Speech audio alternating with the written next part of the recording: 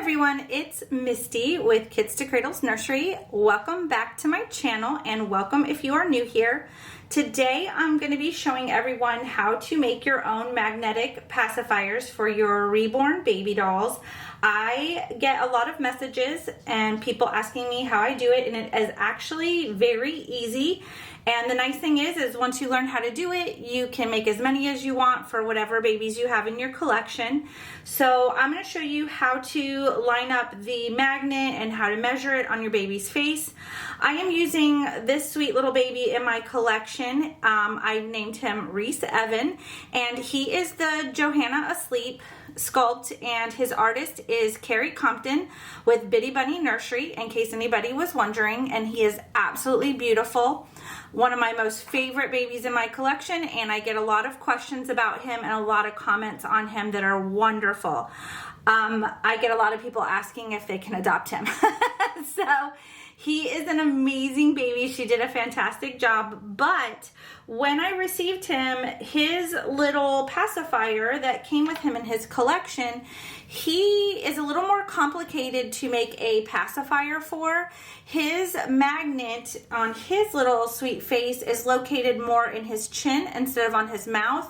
Usually when I make a baby, I try to put the magnet inside of their little head as close to the mouth as I can as possible, but sometimes it's almost impossible to do that, especially if the sculpt has an open mouth. So, but his artist placed it just a little bit lower, and she may have done that too, because a lot of times if you place the magnet up near their lips, if you're constantly having friction with your baby's pacifier with the magnet, that metal can rub the paint off of the lips. So that might have been why she placed it a little bit lower as well, so that you're not rubbing the paint off of the baby's lips.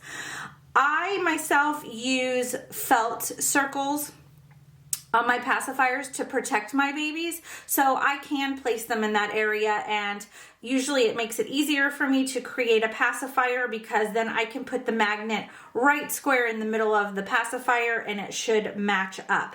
But for him, he's going to be a little bit more complicated, and I chose to use him today because you may run into this problem also. So I wanted to make sure that you knew how to line it up and measure it and that sort of thing. So I have two little baby boy pacifiers. I don't have any passies to use except this one, and it doesn't always match his outfits. So she matched this up perfectly for him. She did a really good job, and I'm going to try to do that in hopes that I have the right shape of pacifier for his face. Hopefully if I place the magnet lower, it still lines up with his face pretty good, because I really think that this little pacifier would match his outfit today. So I'm hoping to make him a couple more pacifiers I can use for photos with him on Instagram and things like that. This is the sweetest, cutest little pacifier, but it just doesn't match all of his outfits. So I was hoping to make some new ones for him today. So with that said, I'm going to put him down for just a moment. I'm going to stick him under my work table, and I'm just going to show you some materials that you're going to need to make this. It's not very many. So what you're going to want to get is an X-Acto knife, and I was able to purchase this from Walmart, and it makes it easier for me. You can use scissors, but sometimes these pacifiers are really curved and it's hard to get in there and get that nipple cut off, but a lot of people will just use scissors and snip it off. I choose to use an X-Acto knife. It gets it closer to the bottom of the pacifier so that it's nice and even when I place the magnet there. So I'm going to show you how to use that and take off the nipple off of the pacifier.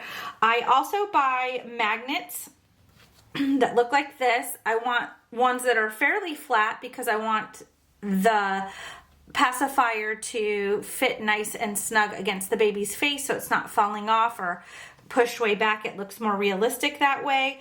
Those are called Dynamags, and I find them on Amazon. I buy them in bulk. They look like this, and the size that I choose to use inside the baby's head as well as on their pacifiers is the 10 by 3 millimeter Dynamag magnets. So you can find those on Amazon. I also bought these discs. They're called felt circles. I use the 1 inch. Those seem to be perfect for that. And I bought these on Amazon as well. You'll need some glue sticks just in case. It looks like I'm about to run out of glue, so I have some glue sticks handy. I'm gonna take one out just in case I need to grab it really quick. And I bought a very small glue gun. I got this glue gun from Walmart, and I believe it was only like $5. It's a really small one. It came with all the glue sticks, and it is heated up, and it's like pouring glue out of it right now, so I'll have to probably work quickly. I had it heating. So I have 2 pacifiers, so I have 2 magnets, and I have 2 of the discs that I'm gonna need to use for protection. So all you need to do is just cut off one of these little nipples here. I use this little X-Acto knife, and be really careful. I don't want anyone to cut their fingers. So that came off really easy with that nice sharp X-Acto knife, and it looks nice and even. There's no silicone on there. It's nice and flat and even, and you'll be able to place that magnet on there like so. Now, I usually put my magnet right straight in the middle, right where that spot is. I fill it with glue and usually just stick it right on. But for him, I'm gonna have to go a little bit lower on there. So I'll show you how to do that.